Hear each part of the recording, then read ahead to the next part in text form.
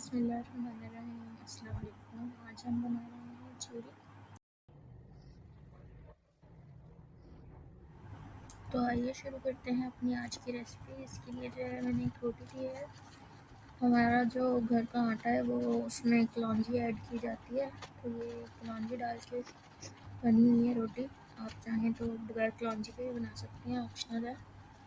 ایک روٹی لی ہے، 3 چمچ دیسی گھی لیا ہے اور 2 سے 3 چمچ شکر لی ہے۔ اس کو باریک باریک توڑ لیں گے روٹی کو۔ توڑنے کے بعد اس میں دیسی گھی ڈال دیں گے اور شکر شامل کر دیں گے۔ اس کو اچھے سے مکس کر لیں گے۔ اگر توڑتے ہوئے آپ کے ہاتھ جل رہے ہیں تو آپ ٹھنڈی روٹی کو توڑ لیں اور بعد میں ایک دفعہ 2 منٹ کے لیے اوون میں رکھ کے اس کو گرم کر لیں۔